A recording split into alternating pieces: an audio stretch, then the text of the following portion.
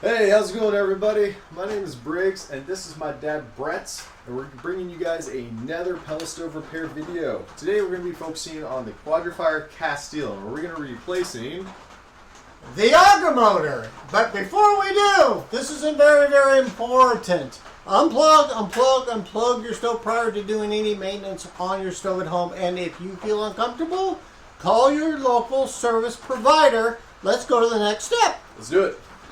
Okay, friends, these are the tools that you're going to need in order to change out this auger motor. Now, if you got an impact at home, that's great, and you want a Phillips adapter here, and then a long extension you'll need to put on this impact. And if you don't have this long extension for this tool here, this is a regular Phillips screwdriver. You want a pretty long one in order to get to the screws in order to take out this auger motor. And lastly, a 4mm Allen wrench. Let's go to the next step.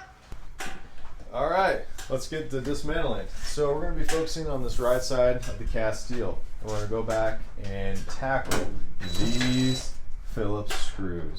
Now you don't have to take them all the way out. You can take them out just a good distance. Then we're going to pop this hatch off, and we're going to put it right over here. So we have full access inside. And here's your old auger motor. We're going to be taking this bad boy out. So, with plenty of room, I'm going to go down here. I'm going to disconnect these wires, put that to the side, get it out of the way. We're going to take this whole apparatus out. There's going to be a top Phillips screw on the top and a bottom one right here. We're going to be focusing on those two. So, let's take those out. For this part, I'm going to put an extension on and put it on the impact just for a little bit faster process. And when I go down here, folks, when you take these screws out, you want to be careful that you don't lose them. So this might be a little hard to see here. I got my hand in here. I'm going to slowly take it out. I'm going to put it up on top. Then over here, we're going to get that last one right up top. Take my other hand here. A little bit of finesse. Let's see if I can grab it right there.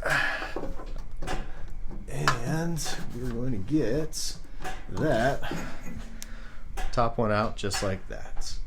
So now that this is loose right here, if you can see, we're ready to take this out.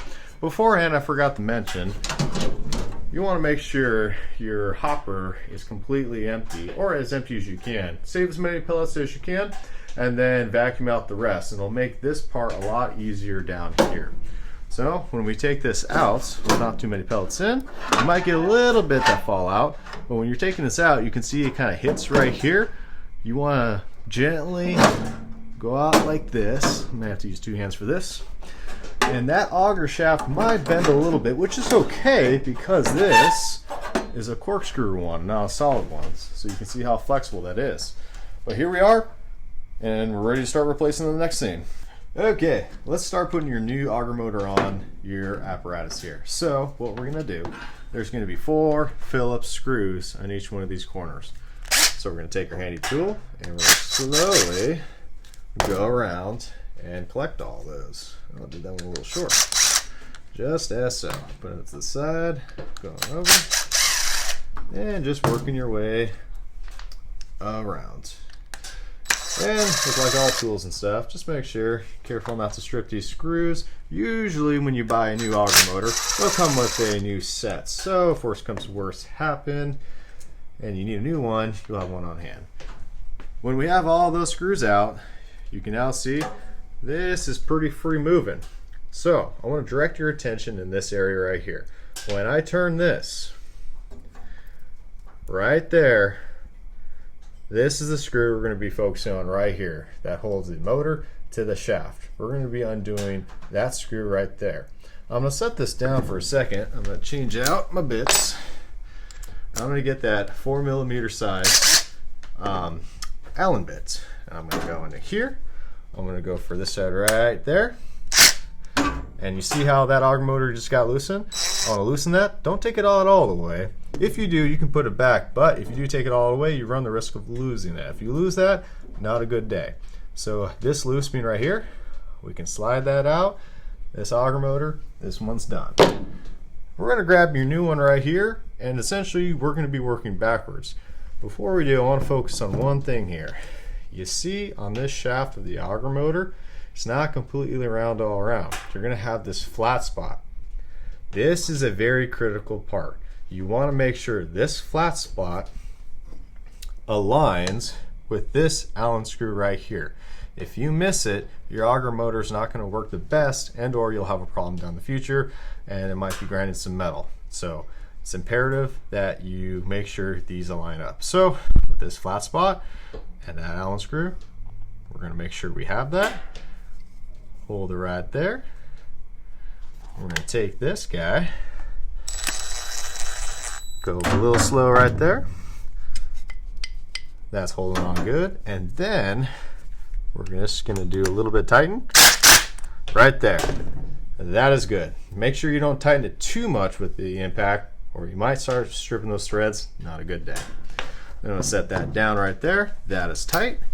I'm going to change out my bits, and then we're going to be going all around with the Phillips screws. And so all in this process, folks, there's no real rush. Just take your time and just nicely go around and making sure everything's in place and you don't forget something. And as you can see, as I'm doing this, I'm not completely tightening these screws. Just a little bit of a habit to make sure everything lines up, because if you start tightening it way too soon, and by the time you get to the last screw, things might not line up the best. So right there, everything's pre-threaded. I'm going to go around and I'm going to tighten it. And just like that, new auger motor's on the shaft and it's ready to be installed in the next scene. Okay, let's put your new auger motor in. But before you do, I want to point out something. So if you come on over here, you're going to see the entrance to where the auger motor and the auger shaft is going to go. You can see your two screws right here, which we'll be focusing on. But before we do, I want to show you guys that this whole shaft area right here and down up here, you want to make sure that's clear. So if you got a vacuum and everything else, you can just vacuum out any spare pellets, any sawdust and stuff, and just make sure that's clear, and make sure there's no other foreign objects in there that would like impede the auger too. And the reason why I say that and mention that is because if that area is not clear when you're trying to put this in, you're going to have a difficult time. So right now we did a double check, it is clear, and we can start doing the whole installation working backwards. So when we do that, keep this area on top. Remember how you took it out, and then remember that little bit of a bend technique. This auger shaft is flexible, so when it goes in just as so, right there, it's ready to be lined up with the screws. Now what I like to do, if you got a really long screwdriver and a really long bits, I like to do the little hand thread technique. This will give me a little bit of versatility here. So when I go in here, it's maybe a little hard to see. If you can, you might want to use your other hand to hold the flashlight for me. So right in here, we're going to be focusing on that top screw there. I'm going to hand put this here, and I'm going to slowly just thread it as so. Just kind of doing like pellet stove surgery. So that one's pre-threaded, and then we're going to focus on the bottom one down here. And this, folks, right here, this is an area, there's absolutely no rush.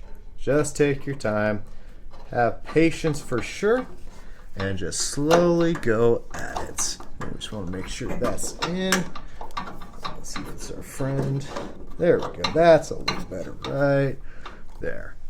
So once that's in, I like to then take my impact and then slowly tighten up and down. That one's good right there. And then finally, there we go.